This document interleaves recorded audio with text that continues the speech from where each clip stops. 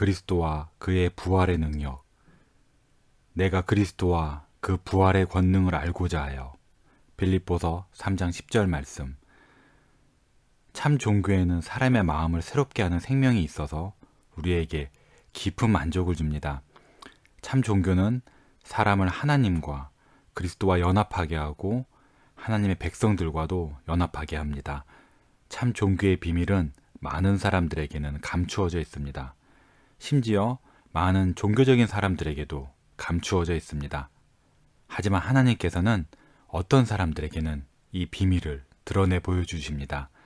그리고 참된 종교와 은혜의 비밀은 바로 그리스도를 아는 것입니다. 바울도 이 비밀을 알았습니다. 그래서 그리스도를 아는 데서 큰 위로를 누렸습니다. 그리스도를 알아 얻은 마음의 평안은 사그라들지 않았습니다. 기쁨과 힘은 견고했고 소망은 결코 수치를 당하지 않았습니다. 사도 바울은 그리스도를 아는 지식이 탁월하다고 말하기를 주저하지 않았습니다.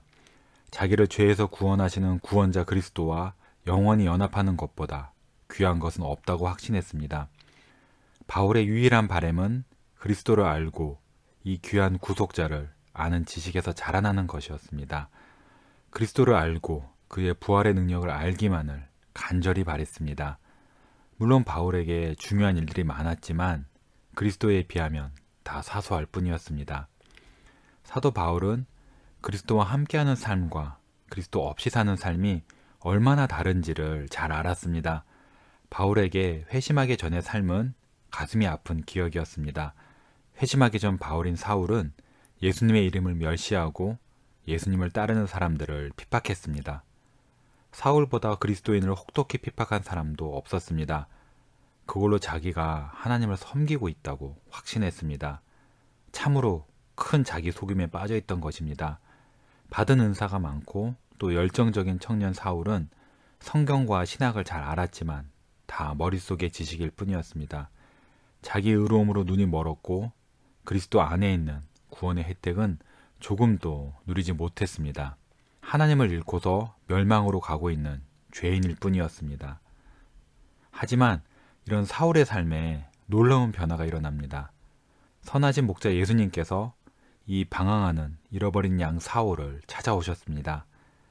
예수님의 무한하신 사랑과 지혜와 능력이 사울의 마음을 찌릅니다. 사울아, 사울아, 왜 나를 핍박하느냐? 그러자 자기 의로움으로 가득 찬 핍박자 사울은 은혜를 구걸하는 불쌍한 죄인인 바울이 됩니다.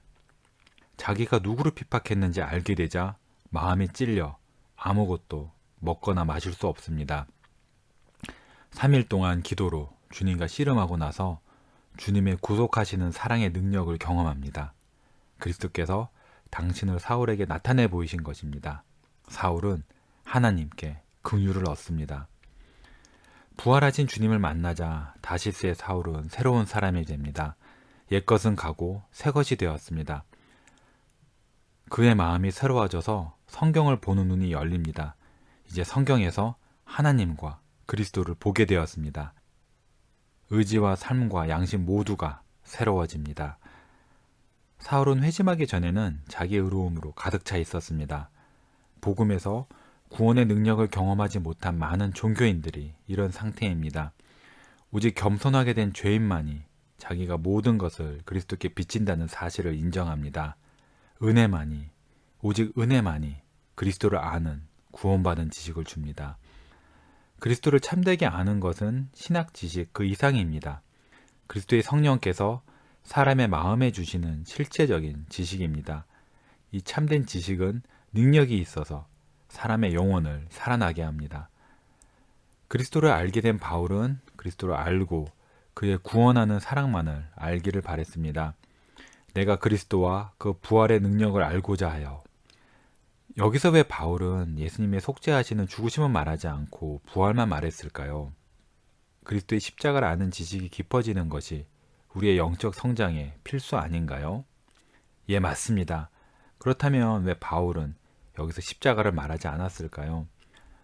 신약 성경에서 그리스도의 십자가와 부활은 긴밀히 연결되어 있습니다. 부활 없이는 십자가를 알 수 없고 십자가 없이는 부활을 알 수 없습니다.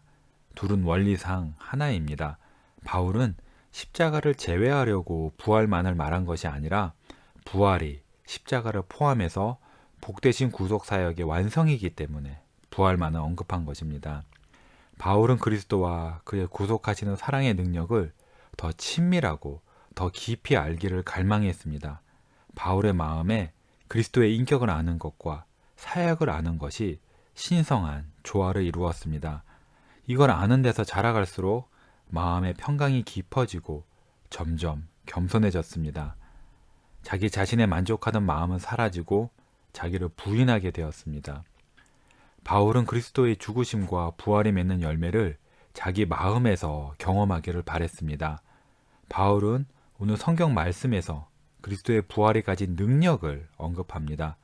왜냐하면 그리스도의 부활은 바울의 가장 큰 원수인 죄와 사탄과 죽음과 지옥에 대한 그리스도의 확정적인 승리이기 때문입니다.